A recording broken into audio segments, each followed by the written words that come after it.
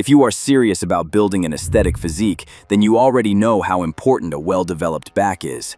It's arguably one of the most appealing muscle groups in your body, and also one of the largest. Which raises the question, how do you actually train it in the most efficient way possible? How do you hit every portion, avoid redundancy, and build a well-balanced aesthetic back? That's exactly what I'm going to show you today. And the good news is that despite being one of the largest muscle groups in the body, you can fully train it with only 3 essential movements. I use this method myself, an approach built around 3 essential movement patterns, where each exercise targets a different function of the back. The goal is simple. Maximize coverage by training your entire back. Eliminate redundancy so you don't waste hours in the gym doing equivalent exercises over and over again, and build a complete aesthetic back. One that will make you look like a real-life anime character. So without further ado, let's get into it. The first movement that I will show you is one that you are already very familiar with. For this exercise, I want you to choose a vertical pull, a movement where you perform shoulder adduction. Right now, this may sound a little confusing, so let's break down what this means. A vertical pull is an exercise like a pull-up or a lat pull-down. In these movements, you are bringing your arms down toward your hips, closer to the midline of your body, like this. This movement is perfect to emphasizing your lats, more specifically, your lower lats, which plays a huge role in creating that wide V-taper aesthetic. Now, the idea of lower and upper lats is a pretty debated topic in the fitness community, but don't worry too much about that right now. I'll talk more about it later in the video. For now, just remember this. By doing a vertical pull movement, you are doing a lat-focused exercise. And my personal choice when it comes to this would be the weighted pull-ups, since I like to implement some calisthenics movements into my workouts. But honestly, you can choose whichever variation feels best for you. Pull-ups, lat pull-downs, machine pull-downs, they all work. Just remember, you don't need to be throwing the weight around, swinging your body, or leaning back excessively. Keep your posture and maintain proper form. Moving on to the second movement, it's time to focus on the upper back. Traps, rhomboids, rear delts even. These muscles will give you that demon back look. Trust me. In this movement, what we are going to do is scapular retraction with our elbows flared out. Basically, think of this as driving your elbows back while squeezing your shoulder blades together. Instead of emphasizing the lats like we did in the vertical pull, we are now directing much more tension toward the upper back. A good cue for this is to pull higher toward your chest instead of toward your hips. Any wide grip rowing variation works well here. Personally, I like to go old school with the classic barbell row. It's one of the best movements for building a strong back. But if you are looking for something more stable, you might want to check out the T-bar row, another great option. Now we're moving on to the final movement. But make sure to stick around until the end of the video because there are still a few important things you should have in mind if you want to build a complete back. The third and final movement once again bring the focus back to the lats. After all, we're all chasing that golden ratio, right? Wide shoulders, small waist. But this time, we are focusing on the upper lats. So what we're going to do is a shoulder extension, where you pull your arms from in front of your body, back and down toward your hips, while keeping your elbows as close to your torso as possible. Combine this with the first movement, and you will practically grow wings. Any row where you can keep your elbows tucked in will work great here. You can use dumbbells, machines, or even cables. By doing this, you've now trained the lats through both major movement patterns, which is what helps create that wide V-taper aesthetic. That's the 3 movements that you need. But as I said before, there are still a few important things worth mentioning. Understanding all of this actually makes a huge difference in how effectively you train your back.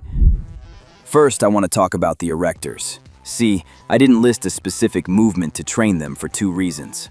1, if you're running a solid leg day with hip hinge movements like SLDLs or RDLs, your spinal erectors are already getting heavily trained. And 2, if you are a guy like me who does heavy barbell rows, your lower back is working even harder on top of that. So even though we don't target them specifically, chances are that your erectors are already getting plenty of stimulation. The same thing actually applies to the rear delts. Some people count them as part of the back, which is why I decided to bring it up. But personally, When I'm training my back, rear delts are not on my mind. I like to train them on shoulder day. They're already getting worked on most back exercises anyway, so there's no need to stack more volume on top of that. Now, going back to the upper and lower lats discussion from earlier. Technically, the lats are one single muscle, so most people argue that one exercise is all you need. But the way I think about it, there's no downside to doing one more, and there is a real potential benefit. On top of that, it's one of the most important muscles for aesthetics, so I naturally want to prioritize it anyway. One more exercise wouldn't hurt. Even though the terminology is debated, the practical application behind it is still useful for building a more complete-looking back. And last thing, use straps. I fell into the no-strap propaganda myself in the past, but once you make that switch, your back kinda explodes with gains. It's like removing a limiter you didn't know was there. If you're not using them, you have no idea how strong your back actually is. You're leaving a lot of size on the table. And if forearms are a concern, you can always train them separately. No big deal. Your forearms should not be the reason your back stops growing. All right, now that you have the knowledge, it's time to actually apply it. But I know that going from understanding the concepts to actually walking into the gym and doing it is a big step. So with that in mind, I put together 2 full back workout examples for you, so you can already start putting in the work on your next session, or make your own adaptations depending on what you need. It's up to you. With that said, let me show you exactly how I apply all of this in practice. The first example is a pull day, one I've used myself. I always like to start with a lat exercise, and my go-to, as I said before, is weighted pull-ups. It's a compound movement, and doing it fresh at the start of the workout means I can actually push it hard with good quality reps. From there, barbell rows. Heavy weight, shifting the focus from the lats to the upper back. Then I move into a close grip row on the machine. By this point, we're heading into the middle of the workout, so I like to bring in some machine work, making sure that I can keep giving my back a proper stimulus without having to worry about things like stability and such. Now the fourth exercise. Since we've already covered the entire back, this is the slot where I pick based on what I want to emphasize. If I feel like my upper back needs more work, I'll throw in a T-bar row. If I want more lat focus, I'll pick a lat-focused movement instead, like another chest-supported machine row. Then 2 bicep exercises to finish, starting with a seated curl, because sitting down makes it a lot harder to swing and cheat the weight up. And I close it out with hammer curls to hit the brachialis and get some forearm work in as well. The second example is an upper day with a back focus. Start with a lat pull down, vertical pull, lower lats, straight forward. Then T-bar row as the main upper back work for the day. Since this is an upper day, after those 2 exercises, I'll jump on the pec deck fly. Then I go back to a seated cable row to target the upper lat region, and from there, I wrap up the rest of the upper body. Lateral raises for shoulders, triceps extensions, and a bicep curl to finish. It's a full upper body session, but the back is clearly the priority. You can see that just by looking at where most of the volume is concentrated.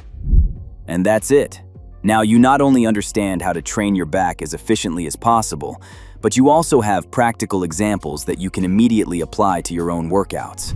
You can step into the gym and give your all, knowing you're training with purpose and not leaving gains on the table or wasting time. And more importantly, I didn't just give you a list of movements to copy. I showed you how to actually understand back training so you can adapt these principles to your own needs and keep progressing long term. Now it's time to build that Dorito back. See you in the next one. Peace.